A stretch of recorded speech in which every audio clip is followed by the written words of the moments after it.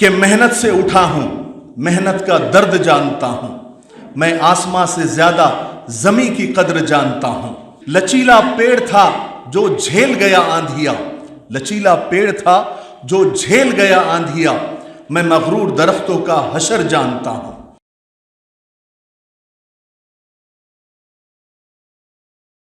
السلام علیکم ورحمۃ اللہ وبرکاتہ۔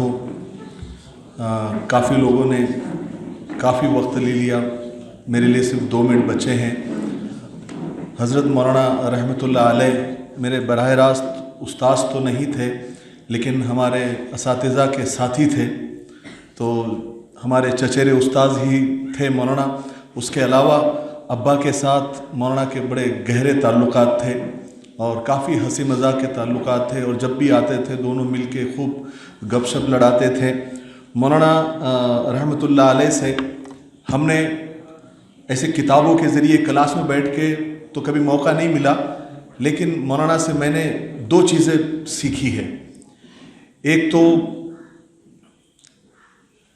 حالات کیسی بھی ہو مسکراتے رہنا، حالات کیسی بھی، مولانا کے چہرے پہ ہم نے ہمیشہ مسکراہٹ دیکھی، اور دشمنوں کی جلن کی سب سے بڑی وجہ یہی ہوتی ہے، وہ سوچتے ہیں کہ ہم اتنا کچھ کر رہے ہیں پھر بھی یہ آدمی ہمیشہ مسکراتا ہوا نظر آتا ہے۔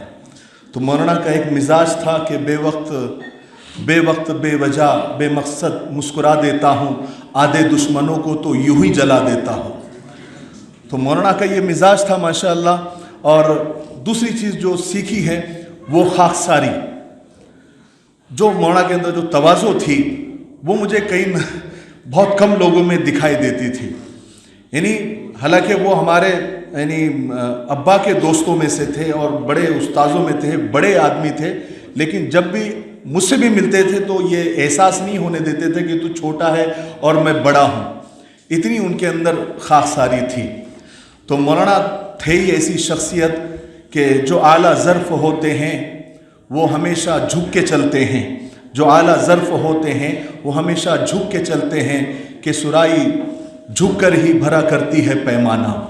تو مولانا کا مزاج ایسے ہی تھے ماشاءاللہ، اور مولانا نے بہت محنت کی ہے، اور بہت محنت کر کے یہ اسکول کی عمارت اور یہ مدرسے کی عمارت اور یہ سب کچھ کھڑا کیا ہے۔ اور لوگ حیران تھے کہ مولانا اتنے سیدھے سادے ہیں لیکن اتنا بڑا کام کیسے کر دیا اور اتنے بڑی عمارت کیسے کھڑی کر دی۔ تو وہ ہے نا کہ مجھے اونچائی پر دیکھ کر حیران ہیں بہت لوگ، مجھے اونچائی پر دیکھ کر حیران ہیں بہت لوگ، پر کسی نے میرے پاؤں کے چھالے نہیں دیکھے۔ تو مولانا کی جو محنتی تھی، جیسے کہ حاجی سہیل صاحب نے بتایا کہ بیچ میں کچھ مسائل آ گئے تھے، اور مولانا بھی اس وقت ساتھ میں تھے، ہم سے آ کر ملاقات کی، ہمارے مولانا عبدالصمد صاحب اور ہم نے مل کر ان کا انٹرویو لیا، جس سے کافی فائدہ ہوا۔ تو مجھے آج بھی اس بات کا بڑا اطمینان ہوتا ہے کہ ہم کسی درجے میں حضرت مولانا کے مشکل وقت میں کام آ گئے۔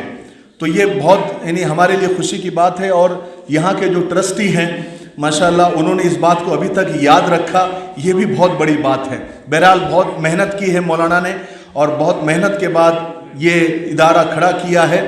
یہ چند اشعار آخر میں کہہ کر میں اپنی بات کو ختم کرتا ہوں۔ یہ چند اشعار ہیں جو مولانا کی زندگی پر پوری طرح سے فٹ ہوتے ہیں کہ محنت سے اٹھا ہوں، محنت کا درد جانتا ہوں، میں آسماں سے زیادہ زمیں کی قدر جانتا ہوں۔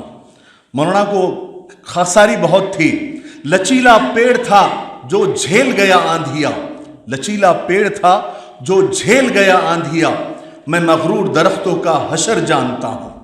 محنت بڑھی تو قسمت بھی بڑھ چلی، محنت بڑھی تو قسمت بھی بڑھ چلی، چھالوں میں چھپی لکیروں کا اثر جانتا ہوں۔